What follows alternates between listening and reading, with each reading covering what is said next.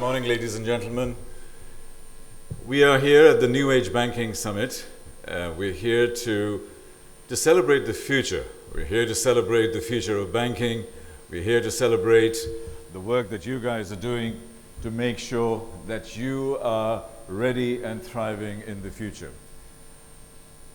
We are living in unprecedented times, and it really needs a completely new mindset. I'm a futurist, and I will be sprinkling the day with a little bit of gold dust, which will scare the hell out of you. You'll think I'm completely nuts, but that's good. If you think I'm sensible, I'm not doing my job.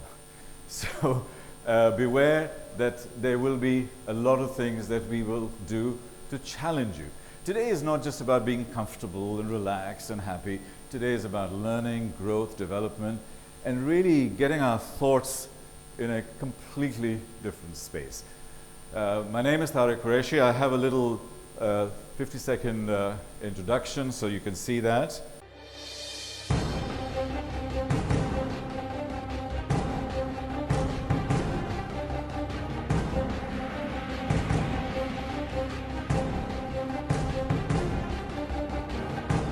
They were designed for the 20th century and set up in the 20th century. So the 20th century companies are coming down, and the 21st century companies are going up.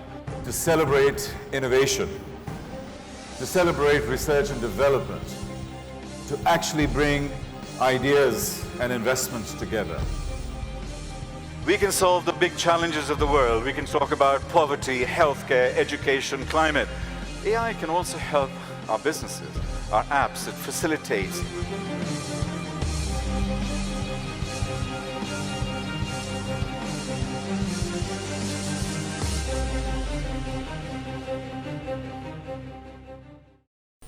I'm a global speaker. I speak as a futurist. My background is in finance and business, and I have been part of the banking industry for the last 25 years.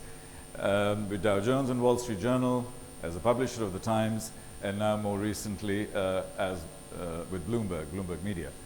And now I'm an entrepreneur, and I'm doing funky new things. And that is what I'll talk about today. Today we're talking about banking on the future. That's the title I've given it, to sort of see how future ready you are. Are we ready enough for the future? Are you doing enough into the future? And this is the key question. What is important in this future? Any thoughts, any ideas, just to sort of start getting engagement from the audience? What do you think is going to define your future? Any idea? Sorry? What you do today is going to define the future. Anything else? Madam, what do you think is going to define the future of your industry? How quickly you? Adapting to the future. Anybody else? Sir, you're going to be speaking later. What's going to define the future in your opinion? You're a senior business professional. Technology will have a very profound impact. Technology. Anybody else? Yes, sir. Sorry, sir? Convenience. Normally when I ask this question, I get blockchain, I get AI, I get technology, but my view, yes, sir. Demand.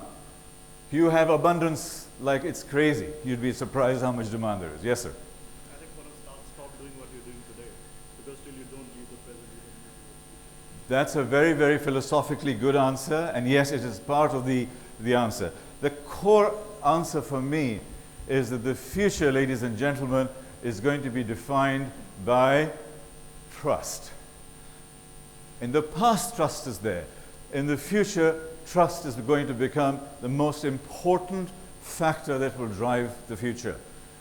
Ethics, values, humanity, empathy. Those are the key things that are going to drive the future. You can have fintech, but if you don't build trust, it doesn't work. You can have all the value components within banking. I mean, if you look at banking, there are three basic utilities in banking. Number one is storing value. Number two is transactions and moving money across. And number three is lending and credit. Those are the three fundamentals of banking. We need to build trust around that. Trust is not a branch. Trust is not a charter. Trust is what we build around that. A lot of that is going to be around the technology platforms that we build. Today, the bank branch closes down versus your central server or your cloud struggling. That is what loses trust. Now, I think this is a very philosophical issue, but I think it's really important that we look at the future with the more human side of stuff that we don't really follow sometimes. Now, as we look into the future, let's look at incremental versus exponential. Now, if you look at banking, banking went from the guys in Medici in Italy with the bank was actually, what bank, where the word bank comes from? Is actually from banco, which is a bench. And on the bench in Venice and in Firenze and places like that, the guys used to come in and do the transactions. So it was the bench. In Italian, it's banco. And that is how the bank was originally created. Then computing came in 1953. Open banking came in the 80s and the 90s. The ATM changed the world. Then the internet changed the world. And then we got into mobile and so on. Now, if you think that putting a bank statement onto your mobile or onto your website is digital, it is only iterative. It's only incremental. It will not take you into the future. What we need to do is to go back to first principles thinking for you to be able to engage with the future. Everybody here is working on the next product, on the next business line in terms of what products you have. And the whole philosophy is where you are today will not actually get you to the next step. So here's a little video that I always like to share, and I know some of you may have seen this. So I'll talk a little bit about Banking 4.0 and some mega trends. But you've seen this video before, I'm sure, and if you haven't, please enjoy. This is transformation. This is transformation in front of your eyes. This is the city that we are sitting in. This is where we are today. This is the speed of transformation. This is the speed at which your industry is going to change overnight. Over the next 10 years, there's going to be a fundamental and total shift. This is Dubai in 2030. You will be working in this kind of environment. How do you fit into this environment? And there's a lot of technology in there. But how much humanity is in there? How much heart is in there? How do we build trust in this environment? And those are the key questions you need to be asking as you go forward. Let me go down to foundational principles. This was 1904 in New York. What do you see there? Lots of horse-driven carts. Do you see any cars there? No cars. Actually, there are. There are only 2 cars there. Fast forward 13 years, boom, not a single horse-driven cart. Now, if you were asking people, what do you want? People will say faster horses. You guys should not get stuck in the faster horses syndrome. You need to be looking at a completely different set of systems, which is a car. And the only thing that changed was Ford Motor Company coming in 1908 with the Model T Ford, and the rest, as they say, is history. And this is the speed at which things can change. All of the industries are being disrupted, every single one of them. Some have already been substantially disrupted, others we'll talk about today that are being disrupted. These are industries on the right are the ones that are resisting the most, by the way. They've got the biggest lobbies, they make the most money, and they are the ones who are resisting. And they also have very, very strict sort of what I call immunity systems within organizations. Now, let me look at it another way in this. That there was a study done in Boston and Babson College which basically spoke about the fact that 75% of the companies that were born in the previous century are going to actually go down over the next 5 to 10 years. Actually, the year was 2025. And 50% of the companies that will replace these 75% of the companies have not yet been born. So all of the new fintech companies, all the new organizations, they start coming in.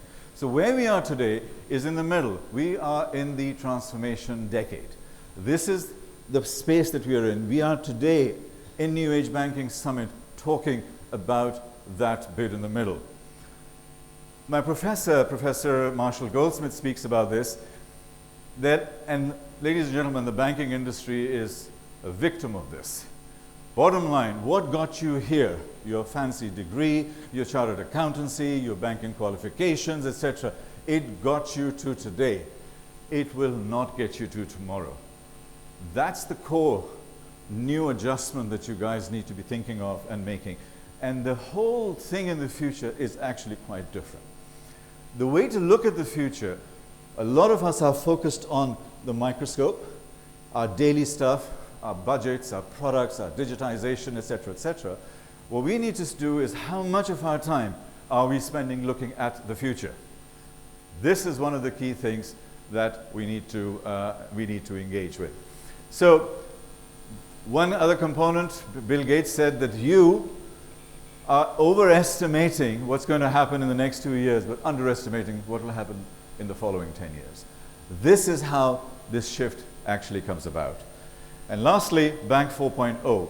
When we look at Bank 4.0, 1.0 was Italy in the Middle Ages, 2.0 came with computing, 3.0 came with the internet. Now 4.0 is banking everywhere and nowhere. And that is one of the key things that's going to come in. A couple of quick comments. One of them is that the daily interactions digitally by the year 2030, daily, will be more than all physical interactions, banking, advisors, etc., all put together. 1. 2, digital onboarding, digital relationships, digital engagements will be the ones driving the future. You know this anyway. The third one is AI will be giving more advice than human beings, and then we'll take it forward. A couple of mega trends, and then I will close up and pass on to the hosts and get Atulya to open the summit in an official way. One of them is, do you know that in 2017, the total mobile transactions in China were 17 trillion. Do you know what they are today, in 2 years later? 22 trillion. All of Visa, MasterCard, MoneyGram, Western Union, all of them put together are 20 trillion. So mobile transactions in one country, and we'll talk about that a little while later. This is the kind of environment that you are working in and focused on. AI is going to fundamentally transform the world in this way by creating 50% of the future growth over the next 10 years is going to be AI driven. There are lots of issues around AI, and later on this afternoon when I speak, I'll speak about this. This is another critical area, identity and inclusion, KYC. KYC, what does it stand for? Kill your customer with paperwork. That's what KYC is. In the future, you don't need paperwork. Biometrics, facial recognition, bits and pieces like that. Why the hell do you need KYC? A face-to-face engagement between your relationship manager versus a highly sophisticated computer, this thing will be 20 times more efficient than your relationship manager. So your KYC completely changes. So this is what we'll look at. Now, last point. Which is the biggest financial institution in the world? Trick question. Sorry? Okay. Anybody else? Yes, sir. New York Stock Exchange. Anybody else? Amazon? Sorry, Apple? This particular institution will have a multi-trillion-dollar valuation, will have 3 billion customers, lending. It does the whole suite of work that you folks are doing, and it's in over 100 countries. And the company is Ant Financial. And everybody is looking a little bit like, well, they don't have any real branches, they don't have any physical presence, they don't have actually a charter to work with, they have a smart wallet that they work on, and they are the biggest financial institution in the world by a long margin. That's based on first principle thinking. How they came up and built this thing, and throughout the day, I dare say a lot of people are going to be talking about it, and I will sort of sprinkle every now and then to be able to do that. So that actually brings me to the end of my session, and I'd like to now, I hope it was just a few words to sort of set the context and the tone for the day. And this is the kind of future we are looking for is first principles and the core utility of banks: storing value, transacting money seamlessly, instantaneously, and almost for free, and lending and credit. And it's also not going to be banks. It's going to be different kinds of technology platforms. Thank you very much.